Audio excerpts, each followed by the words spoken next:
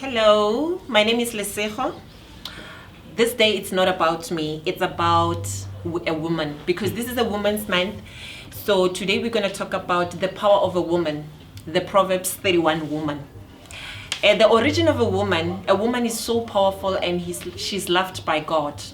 A woman is so powerful and she's loved by God. I'm not going to be religious, but because I'm a Christian, I'm going to touch there and there from the Bible. A woman was created in Genesis chapter number 1 in God's mind. The Bible says in Genesis chapter number 1, God created both men and woman. So that must tell you, God had a woman in his mind. But you see, when you get to Genesis chapter number 2, because our origin is from the Bible, we know where we are created from the Bible. When you get to Genesis number 2, it says, God, then he formed Adam. So that must tell you that the formation of a man was created in Genesis number 2, but a woman was not part of the picture. Now when a woman came, she came as a blessing to Adam, because God said it's not good for a man to live alone. A man needs a woman. So Eve was created as a suitable helper. So today I want us to talk about a suitable helper. My ladies, are you suitable helpers or not? A suitable helper is a woman who will be able to help his husband. Today we're living in an era whereby we see women or young ladies, they want to grow to a point where they want to be successful, but they don't want to work for their success. We see women who wants to get married to rich men. Every woman is looking for a rich man, but no woman wants to stand out and be a suitable helper. When you say you want a businessman to be your husband, are you ready to be an accountant of the company? Or you just want to come and sit at home and look and receive money and drive cars? Or you want to be a suitable helper because you want to help your husband to grow? We are misunderstanding our power here, and we are misusing our power. No wonder why these days we are seeing a lot of men are being frustrated and they end up killing us as women. It's because men are frustrated because they are looking for suitable helpers, but we don't find suitable helpers because women are looking for men who can give them money, who can support them, who can do everything. When you go to the Bible and read Proverbs 31, it says a suitable helper is a woman who is able to make fine linen for his husband. She's able to plant in the field. She can buy land and plant. What are you doing? Are you just gonna be a woman who's gonna stay at home and you are just a housewife? Or you just gonna be a slave queen at home with your nails long and everything, and you don't want to do anything for your husband? A suitable helper is a woman who will be able to help a husband to perform even better. A husband who is performing better, it's because there's a woman behind that success that he's actually achieving. You can't be expecting your husband to be successful, whereas you are just seated at home. You need to do something to be a suitable helper. That's what the characteristics of a good woman or a powerful woman is all about. Again, the Bible says the Garden of Eden was made of 4 streams of water that was watering the garden. And that must tell you, you can't be married to your man and you're depending on one stream of income. If your man is working, you have to do something. You are a suitable helper, so you need to keep the momentum. You need to keep the family moving. Imagine if your husband happened to die and he's the only one who's been providing for the family and you are left with the kids. What's going to happen to the kids? The kids will suffer because the provider of the family is now gone. So all I'm urging you ladies, stop being lazy. Stop being lazy to think. Stop this thing of gossiping. Fix each other's crown. Start working. Start working for yourself. Start monitoring and making sure that the household is run in a very good way. Start making sure as a woman that the issues of the household, you are actually assisting your husband. You can't be depending on a husband. These days life is very difficult. It's not so easy as in the olden days where our mothers would go to the field and they will come and they will have mealies, they will have everything. These days you have to work for money. Everything we buy with, you can't be expecting money all the time from men and you are not doing anything to assist. You have to be an assistant, you have to be a helper and a suitable helper. When you check again in Genesis chapter number 2 now, when a woman was created, the power of a woman comes from the blood, because it's an issue of the blood covenant. For a woman to be created, it was a different issue. When Adam was created, he was created from the dust, We are not created from the dust. We are created from the flesh. We were created from his rib. For us to be alive today, a man had to be put into a deep rest, and an operation was done. So there was a blood covenant, and you know, in each and everything that involve lifetime commitment, that involve love, that involve lifetime connection, everything that involve connection or that involve covenant, blood should be there. So a woman was created out of the blood. For us to be saved today, Jesus had to die. Blood had to flow.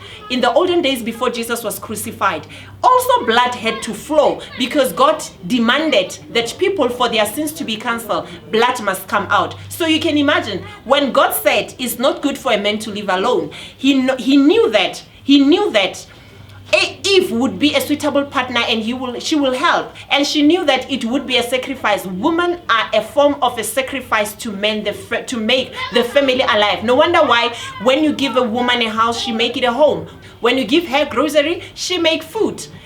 A woman make a family to have that warmth. You can see there's a mother in the house when children are bubbly and they are happy. So the reason a woman, she's so powerful, it's because she was created from the blood. Blood had to flow before even Jesus Christ was there, before even God demanded all the sacrifices of animals. No wonder even these days, from month to month, a woman must have blood that will come out when they go on their period, or when we go on our period. That must tell you that we are so special to God. That must tell you that we are so special and we are loved by God. When you check 1 Peter chapter number 3, it says, men, treat your wife with consideration because they are the weaker vessel and they are a gracious gift. Now that gives us another point. A woman is a gracious gift. That is why everything when you do with a woman, it succeeds, because we were given that wisdom to be able to run the household. So what kind of a woman are you? Are you a gracious gift, or you are a headache? Some women, they are not there to build a home. They're there to take everything and to leave. And we find women these days who are not building each other. Women who are not gracious gift. They are not going with that grace. They don't have that grace of giving. They don't have that grace of loving. You are there as a woman. You are married in that family, but you don't love your mother-in-law. In actual fact, most of the women that are living today, because of hunger, because of struggle, we are living just to benefit from somebody. So all I can say is, when you are a woman, be a gracious gift, as God said in 1 Peter. Be that woman of a gracious gift. When people look at you, let them see gift. When a man look at you, let them see that you are a gift to the family. What are you doing to the family? What is it that you are doing to this family to show that you are a gracious gift? Are you just there to gossip? Are you just there to create conflicts in the family? Are you just there to make that family to go down? Are you there to make a man go down, or are you there to build him up? So I want to urge you, wherever you are, as a woman, stand up and rise.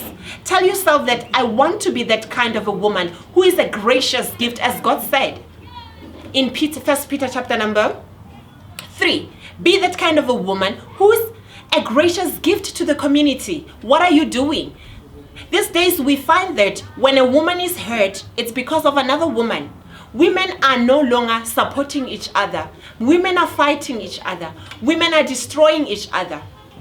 When I'm hurt, a woman is involved. Why is it happening that way? What is it that we can do as women to unite? Before we can say men are trash, men are dogs, men are all this, what are we doing? Are you able to say no to married men because you know that you are your sister's keeper?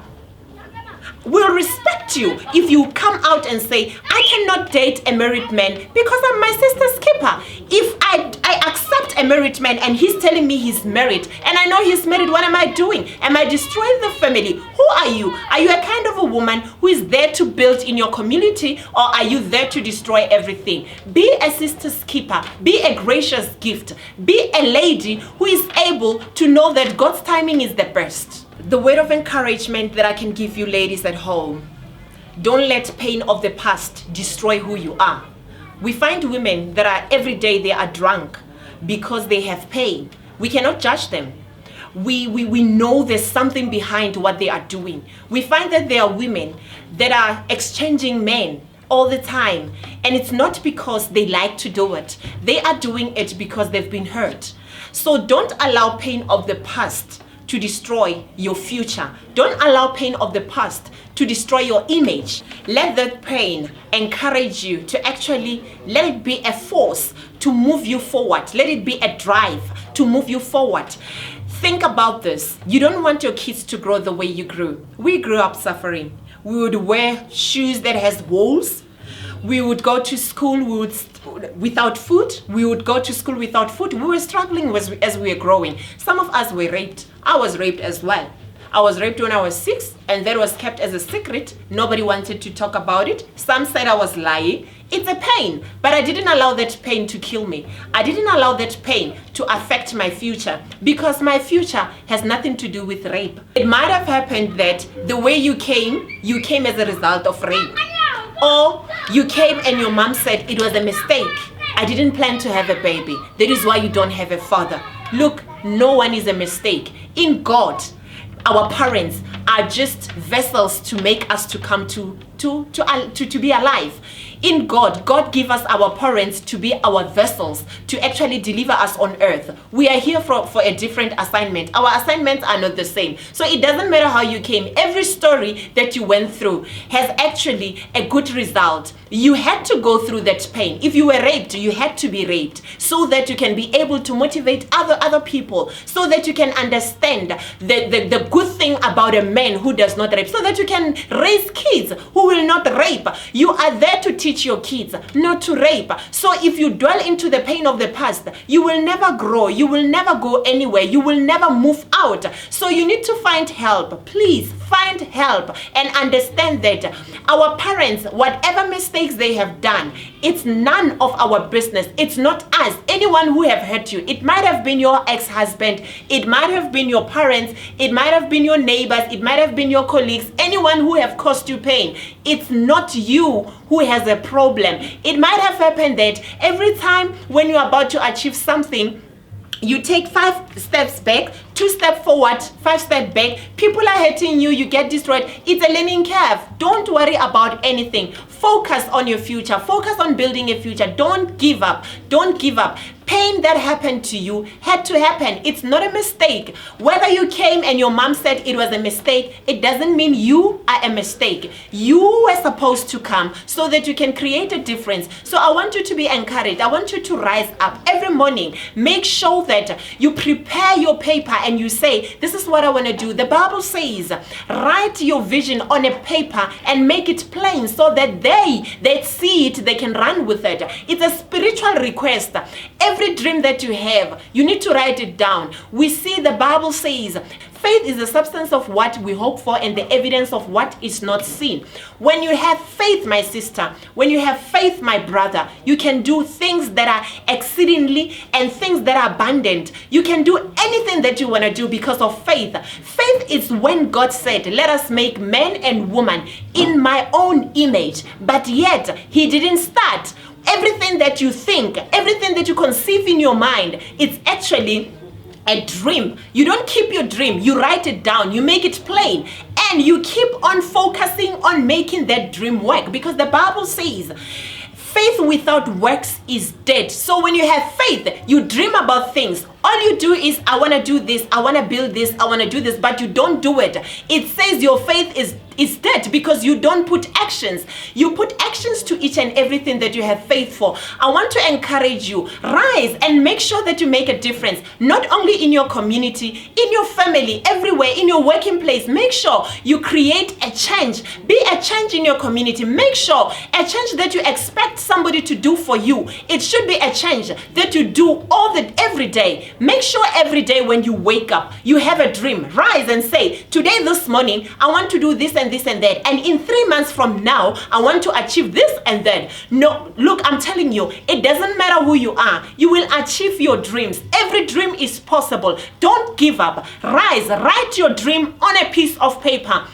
Make it plain. If is that house that you want, take that house, cut it from the newspaper, cut it from a magazine, put it behind your door, look at it every day. In science, they call it law of attraction. Biblically, we call it faith, the works of faith, because the Bible says you cannot please God without faith.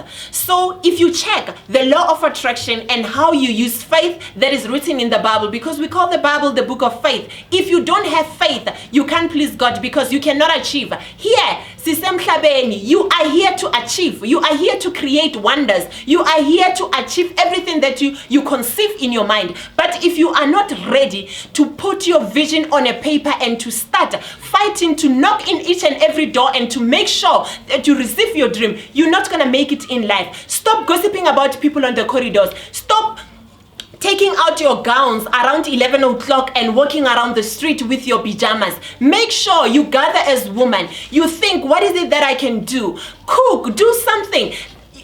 There are people sometimes, or there are young girls who would rather take an internship than to go and sell. Business is the best thing in life. If you want to grow as well and there's no job, you can't be sitting here and say, I'm waiting for somebody to hire me. Do something, ladies. Go out there, go and sell.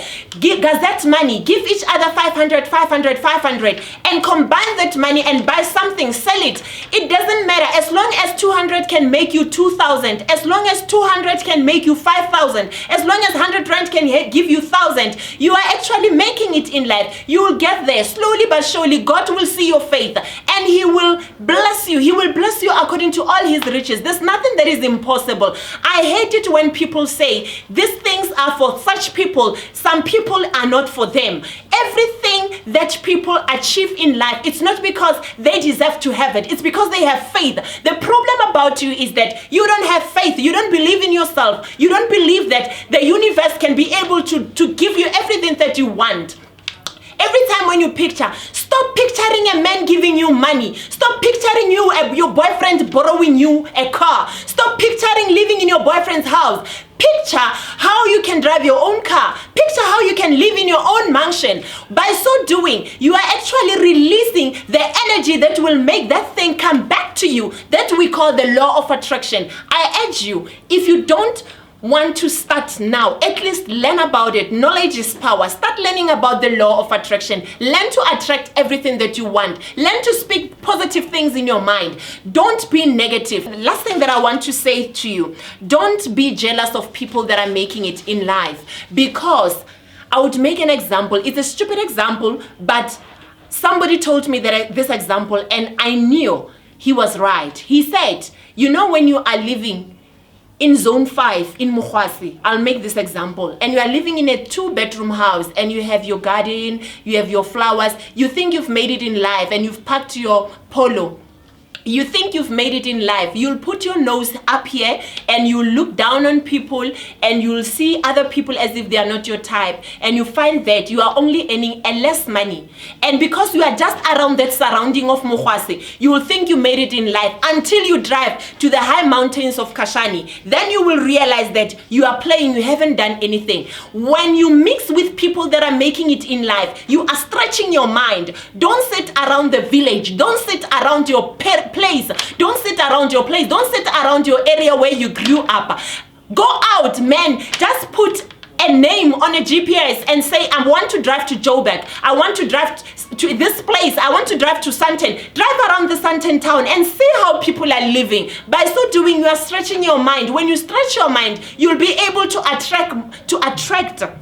You'll be able to attract more powerful things, more things that are better. Because while you are seated there and you are just picturing yourself and you think you've made it, the problem is when you are seated there and you think you have arrived. We will never arrive. We are still moving. Life is a journey and we are here to shine. Anyone who told you that money is a sin deceived you. Money is not a sin. We are here to live in this world and we are here to make heaven on earth. When we leave, there will never be this houses. There will never be these cars. We will be in a spirit form. So you need to make a move now. You can't be living here just to come here, to live, to eat, to sleep, and to beg, and then you die. You need to come and make a move. We are here to live a life. You need to come and live your life. When you die, nobody will talk about you. So for people to talk about you, you need to leave a mark. How do you leave a mark? Live your life. How do you live your life? Have faith. faith, manifest what you want. God said, you are created in my image. And when you are created in God's image, it says you can do what God can do. How did God create things? He said, let there be mountain. A mountain was made. He said, let there be the rivers. Let there be the trees.